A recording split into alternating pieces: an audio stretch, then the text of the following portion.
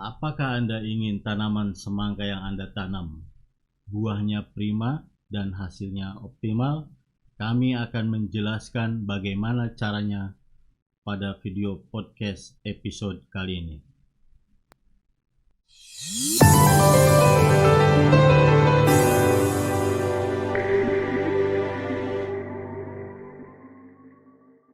Halo, selamat datang di channel YouTube kami, NPK Mutiara TV. Di channel ini, Anda akan mendapatkan informasi dan edukasi seputar pertanian, khususnya nutrisi tanaman. Tonton video-video kami, jangan lupa like video kami, subscribe, dan pentung tanda loncengnya untuk terus mendapat update dari kami. Oke, sahabat Mutiara, Assalamualaikum warahmatullahi wabarakatuh. Ketemu lagi dengan saya, Ermain. Pada video podcast kali ini saya akan bahas tentang semangka. Buah yang satu ini memang banyak diminati, khususnya di Indonesia. Setiap acara kenduren, terus perkawinan apa ini selalu disajikan buah satu ini. Karena bisa dimakan dengan segar dan manis. Ya, pada video podcast kali ini saya akan bahas tentang bagaimana supaya buah semangka itu prima dan tentunya hasilnya optimal. Tapi sebelumnya, apabila sahabat Mutiara punya ide atau pertanyaan-pertanyaan tentang topik lain, silahkan tulis di kolom komentar. Mari kita ikuti presentasi saya.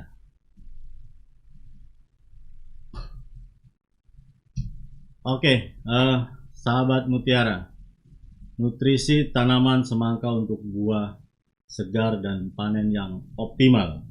Tentu ada beberapa hal yang harus kita perhatikan. Ya, salah satunya nutrisi, terus nanti benih dan lain-lain. Oke, sebelum kita ke nutrisi, ada beberapa hal yang harus kita perhatikan. Yang pertama, saya garis bawahi pada podcast kali ini adalah varietas benih. Ya, ini penting sekali. Karena keberhasilan pertanian kita adalah benih dominan. Ya, di samping nutrisi yang tepat.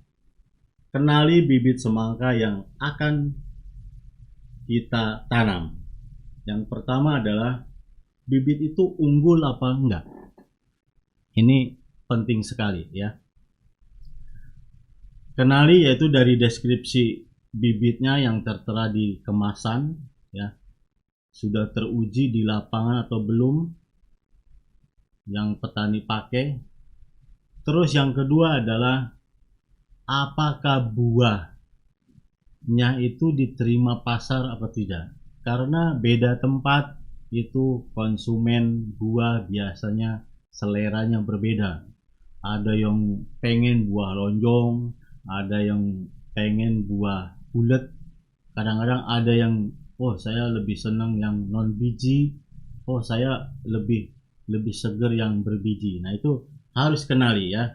Nah, biasanya di Lampung ini konsumen itu menyukai buah lonjong atau oval.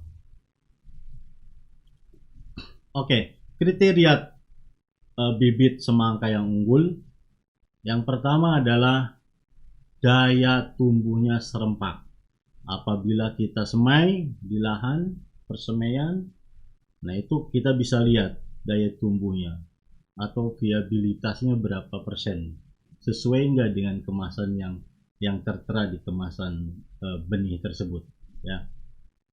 Terus yang kedua adalah tahan saat dipindah tanam sehingga tidak mengalami stagnasi yang lama.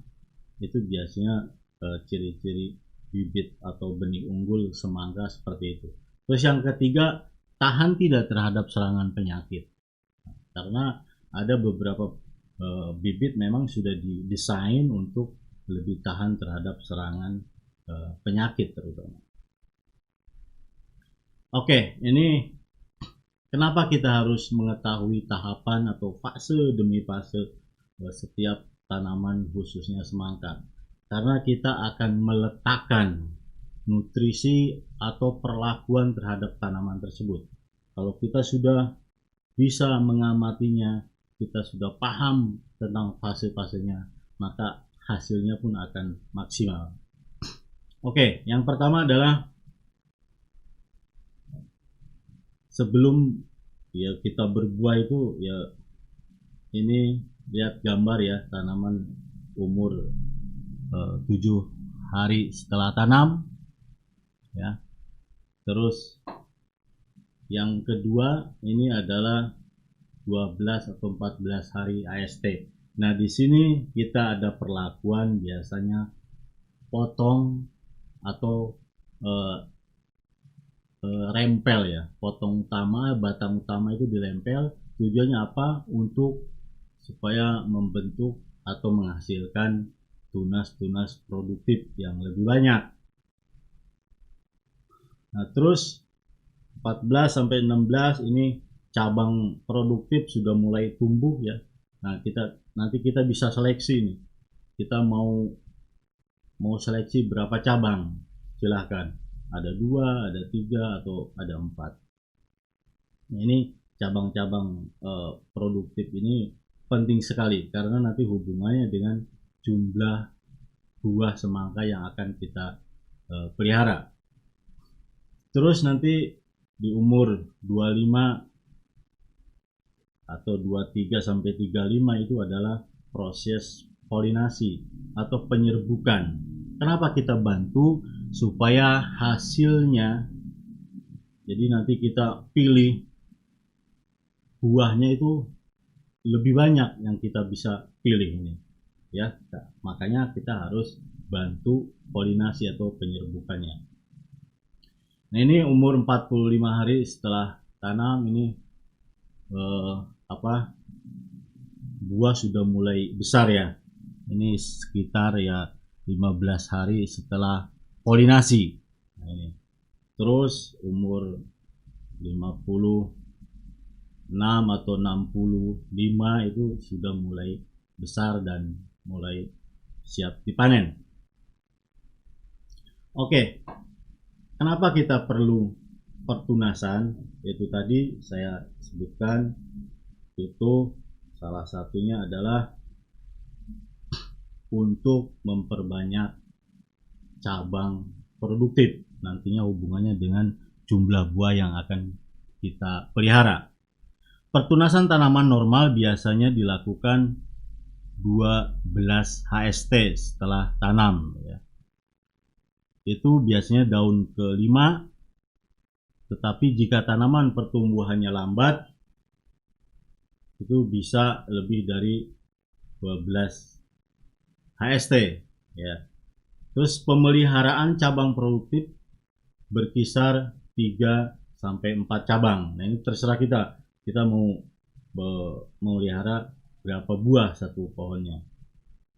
Setiap cabang yang muncul bunga betina untuk dibuahkan. Jadi setiap cabang itu nanti akan muncul bunga betina dan itu akan kita siap polinasi ya, supaya tadi saya singgung bahwa polinasi untuk supaya kita memilih buah lebih banyak yang bagus. Terus pemeliharaan buah pada daun ke-12 sampai ke-14. Nah, tapi biasanya petani itu kebiasaannya ngasih cadangan ya. Cadangan supaya nanti buah pertama susah untuk menghasilkan yang bagus. Nah, maka kita perlu juga untuk cadangan, yaitu di daun ke-17 sampai 19. Kriteria untuk polinasi atau penyerbukan tanaman semangka. Polinasi penyerbukan dilakukan di saat bunga kedua setelah muncul ya. Itu biasanya 28 sampai 30 HST. Terus polinasi penyerbukan atau penyerbukan dilakukan idealnya itu selama 7 hari. Maksimum itu 10 hari. ya. Kenapa? Supaya tanaman tetap terjaga dengan baik. Terus tanaman normal, tingkat munculnya bunga betina kedua itu biasanya umur 28 HST berkisaran 10%, ya. Itu kalau pertumbuhan normal 28 HST itu muncul bunga betina itu sekitar 10% kalau tanaman itu normal. Terus kemunculan bunga betina pada tanaman normal biasanya terjadi pada daun ke 12 sampai ke 14. Nanti cadangannya daun 17 sampai 19. Oke, nah ini pupuk kalsium. Jangan lupa ya, pupuk kalsium karena fungsinya adalah untuk penebalan dinding sel. Tanaman akan lebih tahan. Terus buah yang kita panen itu daya simpannya akan lebih lama kalau kalsiumnya cukup. Dan sistem perakaran dan pertunasan itu akan lebih baik. Nah, ini apabila kekurangan kalsium, jelas ini akan merugikan kita. Jadi potensi hasil akan berkurang. Karena apa? Buah harusnya bagus jadi pecah atau bosok di pangkal buah itu, di ujung buah, ya. Tuh. Terus rendahnya daya simpan, ya, apalagi nanti ke pasarnya sampai ke kota-kota lain, itu akan merugikan kita. Terus ada hollow head, ya, itu nanti lubang di tengah-tengah buah. Nah, ini kita bisa lihat, ya. Nah, ini karena ini gejala kekurangan kalsium pada semangka. Makanya kalsium adalah hara atau nutrisi yang sangat penting.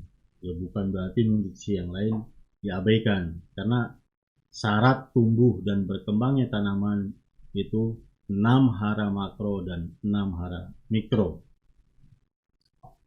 Nah, ini kalsium, pupuk kalsium dari Merauke Tetap Jaya, yaitu Karate Plus Boroni, ya. Sahabat Mutiara bisa lihat speknya. Nah, ini untuk pemupukan tanaman, ini hampir semua tanaman, ya, kita harus perhatikan, yaitu kita harus lihat fase demi fasenya. Supaya apa? Kita memberikan hara yang tepat. Itu tujuannya, ya. Karena kalau kita tidak mengetahui fasenya, kita mungkin akan sedikit kebingungan, ya. Seperti di gambar ini, vegetatif harusnya butuh itu nitrogen dan fosfat yang lebih banyak, ya. Terus nanti masa generatif berarti ya kaliumnya harus lebih banyak. Oke, ini penyortiran buah yang masih di tanamannya. Ini penting sekali, karena kalau tidak sortir ini akan mengganggu, karena makanan akan terambil oleh buah yang kurang bagus, ya. Yaitu tentu ya kita bisa lihat dari bentuknya, ya, yang tidak beraturan.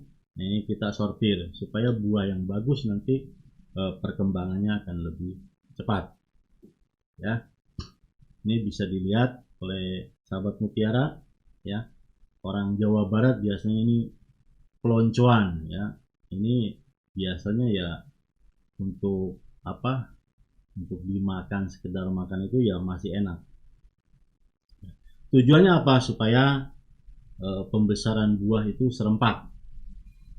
Tentu nanti kita ingin memperoleh buah yang super atau grade-nya A-nya itu lebih banyak. Oke, kita masuk ke anjuran pemupukan untuk tanaman semangka biar buahnya tetap segar dan hasil panennya optimal. Pupuk dasar sebelum tutup mulsa itu kita anjurkan SS Amopos tambah Merauke KKB atau Konkali plus boron atau subur kali. Nah, ini perbandingannya 3:1. Ya, misalnya SS-nya itu 3 sak, berarti KKB atau subur kalinya itu 1 sak. Nah, ini Bapak silakan taburkan sebelum tanam. Terus dengan pupukan dasar ini kita diharapkan bahwa pertumbuhan itu akan serempak, ya, sistem perakaran yang bagus, karena SS Amopos ini ya kandungannya nitrogen, fosfat, dan sulfur. Terus tanaman akan lebih kokoh. Ini masa pemupukan susulan, ya, itu 7 HST sampai 14 HST, berarti ada 2 kali ini, ya. Itu pupukan pertama 7 HST, kita menggunakan NPK Mutiara Sprinter dan ditambah dengan Karate plus Boroni, ya. Terus pemupukan kedua sama, yaitu sekitar 12 atau 14 HST, ya, sebelum pertunasan. Nah, terus pemupukan susulan berikutnya yaitu 18 sampai 20 HST. Nah, ini kita menggunakan ini pupuk yang legend, ya, sahabat mutiara, yaitu NPK Mutiara 1616. Tetap pupuk kalsiumnya, Karate plus boronnya itu harus tetap ikut. Karena apa? Kalsium keberadaannya harus konstan, selalu ada. Nah, ini ada 2 pemupukan, ya, umur 24 sampai 26 HST. Nah, ini langsung ke pemupukan pembesaran buah. Kok kenapa langsung 39 atau 44 HST? Karena kita harus beri jeda dulu. Tanaman ini sedang melakukan penyerbukan atau polinase. Kita jangan ganggu. Ini sedang melakukan kawin, ya, perkawinan atau polinasi. Nah, ini pada pemupukan 39 dan 44 HST kita menggunakan ini juga pupuk yang legend, yaitu NPK Mutiara Grower. Jangan lupa, karena kita harus menambahkan kalium yang tinggi, tadi generatif itu harus kaliumnya lebih tinggi, maka kita tambahkan Merauke Kali Nitra. Ini jangan lupa, ya, sahabat mutiara. Ini untuk pembesaran buahnya. Nah, juga ada sebagian petani itu menggunakan tambahan kaliumnya, yaitu dengan MOP, ya, tetap pakai NPK Mutiara Grower dan plus tambahannya adalah MOP. Itu adalah hara makro yang tadi. Nah, sekarang mikronya apa? Kita pakai Merauke Vitoflex, ya. Ini disemprotkan mulai 12 HST, intervalnya ya 7 sampai 10 hari, ya. Terus rutin. Nah, terus MAG-S-nya ini sama 12 HST juga rutin, ya 5 sampai 7 hari sekali. Oke, ini adalah media sosial kami. Ada YouTube, itu NPK Mutiara TV. Ada Telegram, komunitas NPK Mutiara. Ini juga ada Telegram untuk hidroponik khusus, ya, hidroponik mutiara. Silakan sahabat mutiara bisa gabung. Terus ada website kami npkmutiara.com. Sahabat mutiara bisa berkunjung ke website kami, itu akan mendapatkan informasi-informasi tentang pertanian. Terus ada Facebook kami, yaitu Merauke Tetap Jaya, dan jangan lupa, ya, follow Instagram kami, yaitu Merauke Tetap Jaya.